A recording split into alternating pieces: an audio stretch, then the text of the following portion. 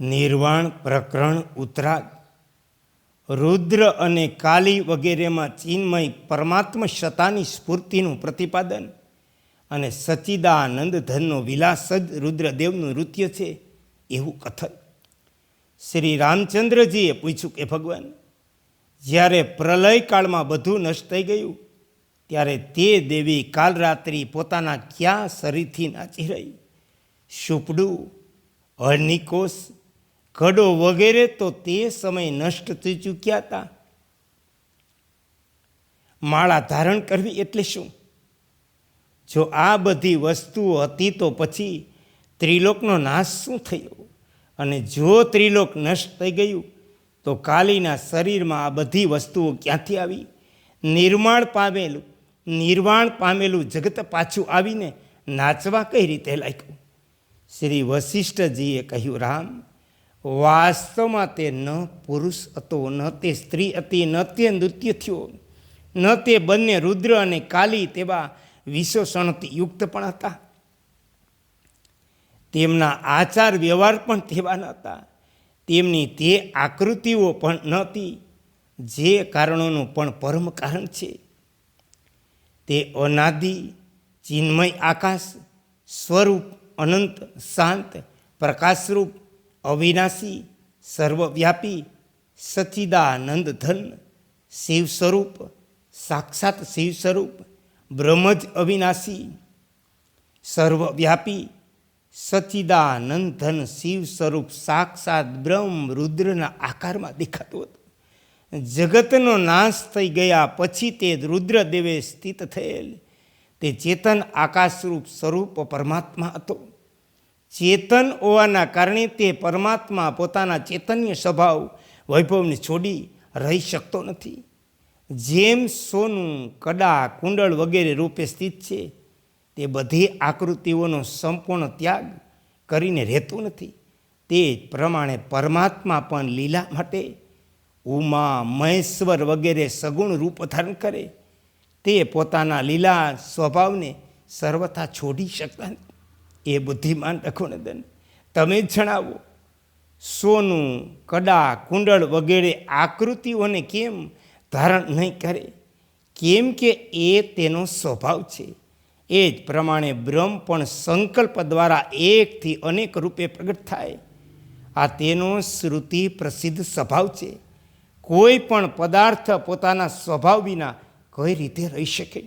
એ રઘુનંદન, જન્મ, મરણ, માયા, મોહ, સુસ્તી, વસ્તુ, અવસ્તુ, વિવેક, બંધન, મોક્ષ, શુભ, અશુભ, વિદ્યા, અવિદ્યા, નિરાકારતા, સાકારતા, ક્ષણકાળ, દીર્ઘકાળ, સત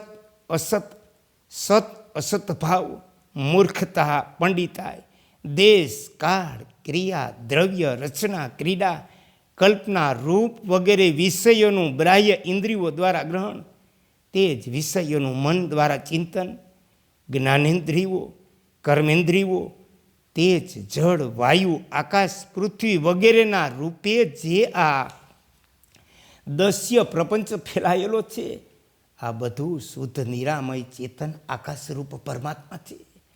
આ પોતાની શુદ્ધ ચિદાકાશ રૂપતાનો પરિત્યાગ ન કરતો રહી સર્વ સ્વરૂપ થઈને સ્થિત છે. મેં જે ચિન્મય પરમાત્માનું વર્ણન કર્યું તે પરમાત્માને અહીં શિવ કહ્યા. આ સનાતન પુરુષ છે. આ જ વિષ્ણુ રૂપે સ્થિત થાય અને આ જ પિતામહ બ્રહ્મા, આ જ ચંદ્રમા, સૂર્ય, ઇન્દ્ર, વરુણ, યમ, કુબેર, અગ્નિ, વાયુ, મેઘ, મહાસાગર છે. આ જ ભૂત, ભવિષ્ય, વર્તમાન કાળ, જે વસ્તુ છે અને જે નથી તે બધું પરમાત્મા છે. એ શ્રીરામ, મેં જે ચિન્મય પરમ આકાશ સ્વરૂપ પરમાત્માનું વર્ણન કર્યું તેને શ્રુતિમાં શિવ કહેવામાં આવ્યા. અને તે જ પ્રલય કાળમાં નૃત્ય કરે એ વિદ્વાનો અને પુણ્યાત્માઓમાં શ્રેષ્ઠ રઘુનંદન.